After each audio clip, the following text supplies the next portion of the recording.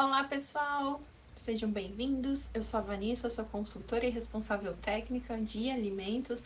Então, aí, todos os produtos de origem animal, origem vegetal, pequenas agroindústrias, tudo englobando isso, né? E a gente tá aqui para fazer uma interpretação da Portaria 368. Ela é de 1997 e ela ainda está vigente, ainda está em vigor e ainda é referenciada para quem trabalha com o sistema de inspeção do Ministério da Agricultura, seja através do CIF, do CI ou do SIM, do CISB. Ela ainda é a legislação que é cobrada, os requisitos dela, né, para se atentar ali às boas práticas de fabricação. Então, é um regulamento técnico sobre as condições higiênico-sanitárias e boas práticas de elaboração que eu tenho que ter para os estabelecimentos que elaboram e industrializam os alimentos, né? Englobam tanto as práticas de manipulação, armazenamento e transporte do produto final, os insumos, a matéria-prima, a embalagem, os utensílios e os equipamentos. Então, ali de tudo que é o contexto por onde tudo passa o produto, o que é importante eu manter de condição higiênico-sanitária. Essa é uma legislação que ela se preocupa muito em não colocar contaminação do produto, então manter as boas práticas para que eu mantenha aquele produto livre, né, de agregar mais contaminação ou de eu ter uma multiplicação maior dessa contaminação. Então é importante sim implementar as boas práticas, é um pré-requisito de vários outros sistemas, né, que a gente vai ter para implementar também, como a PCC ou PSO, porém eu preciso ter as boas práticas implementadas para ter segurança. O que a portaria 368 ela traz de requisito? Então, um dos requisitos dela é a iluminação. Ela diz que essa iluminação tem que ser adequada e segura ao ambiente de processamento. Então, tem que ter uma iluminação suficiente. O que é suficiente? Eu não posso ter áreas de sombreamento. Eu não posso fazer com que essa iluminação, se ela tem alguma cor, que ela, né, tipo, mude, altere ali a característica do produto e com isso eu não consiga visualizá-lo ou inspecioná-lo, né, da maneira adequada. Então eu preciso conseguir enxergar e enxergar bem. Ela também tem que ser segura no contexto de quando eu tenho uma lâmpada de vidro, né, caso ela venha quebrar, ela vai espalhar uma contaminação física, que é o vidro, sobre o produto, processos, equipamentos. Então tem que ter uma proteção ali sempre que eu tiver uma lâmpada de vidro. As lâmpadas de LED agora elas não necessitam dessa proteção porque elas acabam não quebrando, né, como o vidro. Então também tem que ter esse cuidado. Outro requisito que tem é a ventilação. A ventilação ela tem que ser suficiente para evitar o que? O calor excessivo, a condensação de vapor e o acúmulo de pó. Então, eu tenho que ter muita atenção, porque eu não posso conduzir o meu ar da área suja para a área limpa, então posicionar um ventilador e ele ficar jogando o ar da área suja para a área limpa, né? E eu tenho que ter essa manutenção da ventilação para não formar gotículas de umidade nas paredes e ficar, né, escorrendo pela parede ou pingando do teto em cima do produto ou processo. Quanto às instalações, então, as instalações, elas sempre, todas as instalações, desde o recebimento da matéria-prima até o produto final, elas têm que fornecer condições ideais de higiene, né? Então a gente fala assim que tem que sempre ser de fácil higienização, né? De fácil limpeza, porque sempre que eu tiver alguma coisa difícil de limpar, provavelmente sujo vai ficar, né? Então quando a gente fala de paredes, as paredes, elas têm que ser de cor clara e laváveis, né? Eu tenho que também me atentar com a questão de se eu tenho uma parede metálica, ela não pode ter uma corrosão, uma ferrugem, né? Os tetos, o teto também não pode acumular sujeira. Então a gente tem que ter um teto que seja de uma altura que eu consiga estar limpando ele, né? Por mais que eu tenho que manter a minha ventilação e a altura do pé direito ali, ela vai ajudar bastante nisso.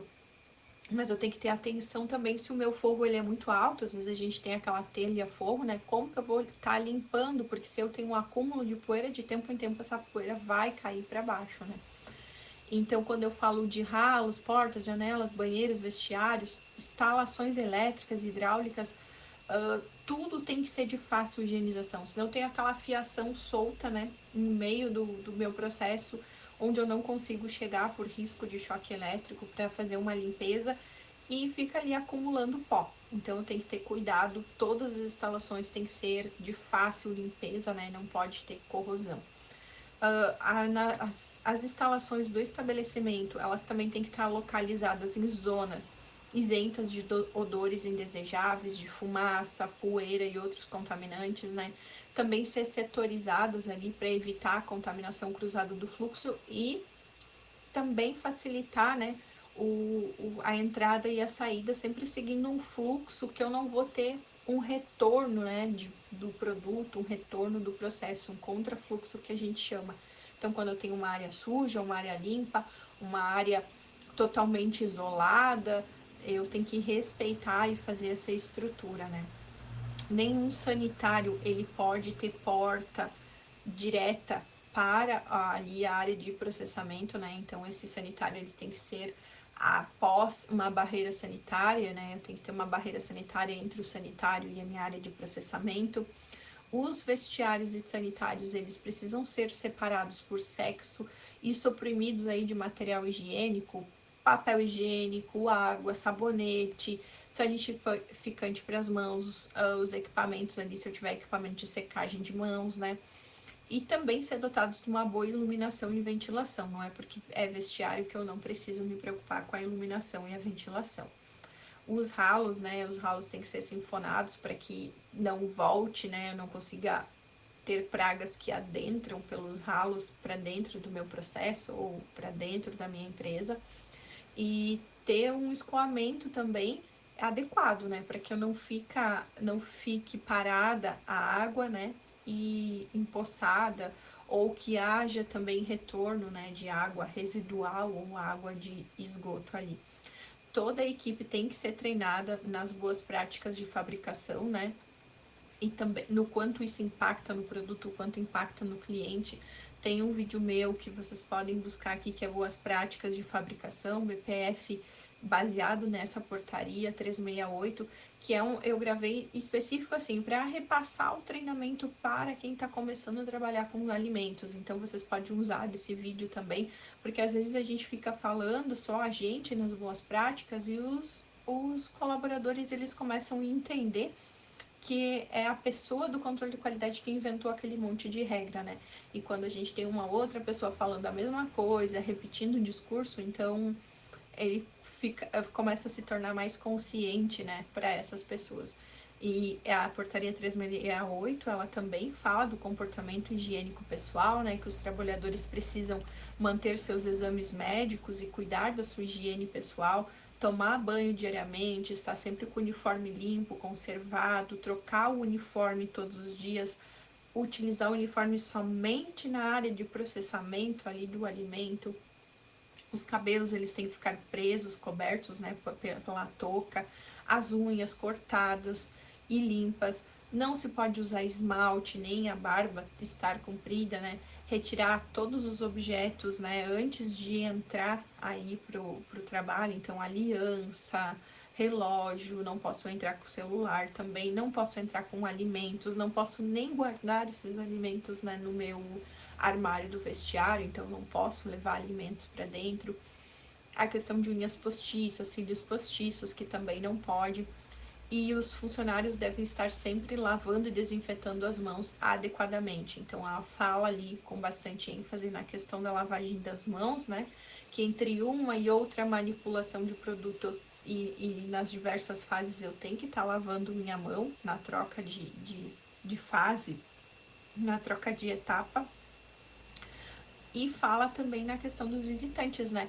Que todas as pessoas que vão e entrar para dentro do meu processo, elas precisam cumprir essas regras iguais aos funcionários. Outra menção que faz é a água, né? Que a água tem que ser mantida em condições de saúde, então a água tem que ser potável e suficiente, né? A gente tem que ter água suficiente para todo o nosso processo, para manter os sanitários, para manter a barreira sanitária, para manter o processo do produto, para manter a higienização. Então tem que ter um bom reservatório que vai ter água suficiente para o decorrer do meu dia, né? E eu tenho que analisar essa água e eu tenho que identificar os pontos de coleta que eu vou analisar essa água dentro do meu processamento. Então não adianta eu ir lá coletar na caixa d'água, eu preciso estar com o meu ponto de coleta de água identificado dentro do estabelecimento e lá que vai ser feita a coleta para análise. Também com relação ao vapor e o gelo, né? Eles também têm que ser inócuos, então eu não posso fazer uma contaminação do meu produto por um gelo ou por um vapor contaminado, né? Então, quando tem contato ali, eu preciso que seja feito com uma água potável e que mantenha essas condições. Todos os equipamentos, utensílios, tubulações, os acabamentos, tudo tem que ser de fácil higienização, desenhado, né, com acabamentos sanitários. A gente fala normalmente o que é um acabamento sanitário, né? Eu não ter um canto vivo, que eu vou ter um acúmulo de sujidades, então ter um acabamento sanitário que vai permitir essa tubulação, que sejam resistentes aos sanitizantes, né, ou ao calor, quando eu coloco calor no meu processo, e que permita, né, essa fácil higienização e que seja normalmente com baixo custo de manutenção também, porque se eu tenho de difícil acesso, de difícil higienização e com alto custo, é bem provável que eu vá ter um problema sanitário, né, que eu não vá conseguir executar bem a minha atividade. Então, os setores refrigerados, eles têm que ter termômetro para medir a máxima e a mínima e garantir a faixa etária de temperatura que eu tenho que estar alcançando para aquela matéria-prima ou aquele produto durante o armazenamento dele, durante o processo. Também na questão do transporte, né, o caminhão também tem que ser dotado de algo que eu consiga medir ali e monitorar essa temperatura. E tem que ter o sistema de refrigeração. A limpeza, então, óbvio que ia falar muito sobre limpeza, porque é uma portaria que se preocupa muito com essa condição higiênico-sanitária, com essa contaminação que eu posso estar levando para o alimento, e a limpeza, ela é um fator muito importante, né? E a portaria define que ela tem que ser realizada todos os dias e com frequência determinada para o chão, para os ralos, para as paredes, para a área de manipulação, para os equipamentos, para os utensílios. Então, tudo eu tenho que ter uma frequência determinada. E eu preciso obrigatoriamente desinfetar. Então, não é só limpar com detergente, eu preciso também desinfetar. É necessário também eu ter um programa efetivo e eficaz contra o controle de pragas. Então, como eu vou fazer para controlar ali com desinfecção, desratização, e como que também eu vou fazer para evitar o acesso, a presença e a proliferação dessas pragas no meu ambiente de produção de alimentos, né? Quais as barreiras físicas que eu vou colocar, então eu vou ter tela milimétrica para entrada nas janelas para evitar entradas de inseto, vou ter telas nas portas, vou ter um acionamento, um braço mecânico que a porta vai sempre ficar fechada, né, que as portas devem ficar.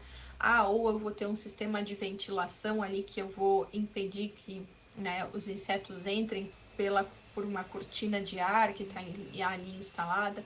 Então fala isso também, né, de evitar o acesso. O mais seguro é porta e janela fechada, né? A janela, às vezes, a gente deixa pela questão da ventilação, mas se eu tiver uma tela, ela também fica 100% vedada aí de insetos. E aí a gente não pode esquecer de falar sobre as embalagens, né? Porque o que a embalagem tem que fazer? Conferir a proteção contra os contaminantes. Eu preciso que essa embalagem ela seja armazenada num local adequado, em condições sanitárias, de limpeza. Eu não posso ter uma embalagem num estoque sujo, num estoque diretamente armazenado no chão, né? Não tá sobre estrado, não tá sobre não tá afastado da parede, e aí chove, molha as embalagens. Então eu preciso também me preocupar com essas embalagens, tá? Tanto com elas quanto com as matérias-primas também que eu tô recebendo. Às vezes eu fico estocando ali, então tem que ter uma atenção com os meus estoques. eu tenho que ter boas práticas de transporte e armazenamento dos alimentos, né? Então, os veículos, eles também, eu tenho que conservar ali a temperatura, o veículo ele tem que ser adequado para manter a limpeza do veículo também, né? Porque ele está transportando alimentos, então se tem uma superfície que permite uma limpeza, e já que a gente está falando de veículo, né, também as vias de trânsito que eu vou circular ali, a portaria atrás, que tem que ser com uma superfície compacta ou pavimentada, porque eu não posso ter a formação de poeira ou lodo, né? Então, e que também a água escoa e eu não tenha poças de água aí nas minhas vias de circulação. E então, tanto faz se vai ser uma superfície compactada ou uma superfície, né, pavimentada. Com relação aos produtos químicos, então fala que a gente não pode deixar os produtos químicos dentro do nosso processo, eles precisam estar numa sala separada de acesso restrito ou num armário chaveado, né, cadeado, para que não esteja de livre acesso para todo mundo. E com isso a gente conclui aqui que a maioria das regras, né, que está dentro ali da portaria 368, vocês podem ver que aqui é um resumo, para entender o contexto, né? Ficou ruim. Então, com isso, a gente conclui aqui esse regulamento técnico sobre as boas práticas de elaboração, né? Que a gente consegue aprender como realizar ali adequadamente e seguir as boas práticas dentro do nosso estabelecimento, dentro da fábrica, dentro do processamento, para eu ter condições higiênicas no meu produto, né? Eu espero que tenha ajudado vocês e desejo aí sucesso na implementação das boas práticas. Um abração e bom trabalho!